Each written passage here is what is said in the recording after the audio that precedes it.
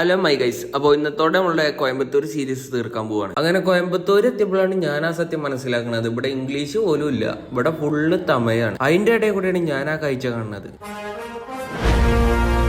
അങ്ങനെ നമ്മളെ മലയാളീസിന്റെ ഹോട്ടലിലാണ് കയറി നല്ലൊരു ഊണാണ്ട് പറഞ്ഞു. അപ്പൊ അതും കഴിച്ച് നമ്മളെ റൂമിലേക്ക് പോകാനുള്ള പരിപാടി നോക്കുകയാണ്. പിന്നെ എനിക്ക് നിങ്ങളോട് പറയാനുള്ളത് ഒറ്റ കാര്യമുള്ളൂ, ഇവിടുത്തെ ആൾക്കാർ എന്ന് പറഞ്ഞാൽ ഡബ്ല്യു മനുഷ്യന്മാരാണ്. നമുക്ക് എന്ത് കാര്യം ഉണ്ടെങ്കിലും ഇവരോട് ചോദിച്ചു കഴിഞ്ഞാൽ കറക്റ്റ് മനസ്സിലാക്കി പറഞ്ഞു തരും. അതിപ്പോ ഓട്ടോക്കാരായാലും അങ്ങനെ തന്നെയാണ്. എറണാകുളം വെച്ചിട്ട് ഇവിടെ കമ്പയർ ചെയ്യുകയാണെങ്കിൽ ഇവിടുത്തെ ആൾക്കാർ ഡബ്ല്യു മനുഷ്യന്മാരാണ്. അത് എന്റെ അനുഭവം കൊണ്ട് ഞാൻ നിങ്ങളോട് പറയാണ്. കാരണം വേറെ ഒന്നുമില്ല, എനിക്ക് തമിഴ് വായിക്കാനോ എഴുതാനോ ഒന്നും അറിയില്ല. അതുകൊണ്ട് തന്നെ ബസ്സിന്റെ ബോർഡ് പോലും എനിക്ക് വായിക്കാറിയാത്തതുകൊണ്ട് ഇവിടുത്തെ ഓട്ടോക്കാരാണ് എനിക്ക് ഏത് ബസ്സിനാണ് കയറേണ്ടത് അതൊക്കെ എനിക്ക് കാണിച്ചു തന്നത്. പിന്നെ ഇവിടുത്തെ ബസ്സിത്തെ കണ്ടക്ടർമാരാണെങ്കിലും അത്യാവശ്യം നല്ല തിരക്കുള്ള ബസ്സിൽ തന്നെയാണ് ഞാൻ കയറിയത്. എന്നിട്ട് അമ്മാതിരി തിരക്കിന്റെ ഇടയ്ക്കുള്ളതാണ് എന്റെ സ്റ്റോപ്പ് എത്തിയപ്പോൾ അയാൾ എനിക്ക് കാര്യങ്ങളൊക്കെ പറഞ്ഞ് മനസ്സിലാക്കി തന്നത്. എന്തൊക്കെ പറഞ്ഞാലും ഇവിടെ ഞാൻ കണ്ട് സംസാരിച്ച ആളുകളൊക്കെ ഡബ്ല്യു മനുഷ്യന്മാരാണ്. Coimbatore is W. അങ്ങനെ കേട്ട് വന്നിടത്തോളം നമ്മളെ റൂം ഒരു ഉള്ളേരി ആയതുകൊണ്ട് അവിടേക്ക് എപ്പോഴും ബസ്സില്ല. അങ്ങനെ പിന്നെയും പോസ്റ്റ് ആയപ്പോൾ നമ്മളൊരു വാട്ടർ ലെമൺ ജ്യൂസ് കൊണ്ട് കുടിച്ചു. അങ്ങനെ നമുക്ക് കയറാലെ ബസ് വന്നപ്പോൾ നമ്മൾ അതിൽ കയറി കുത്തിന്ന്. പിന്നെ ഫോണ് വല്ലാതെ ബസ്സിന്ന് എടുക്കാൻ എനിക്കൊരു പേടി,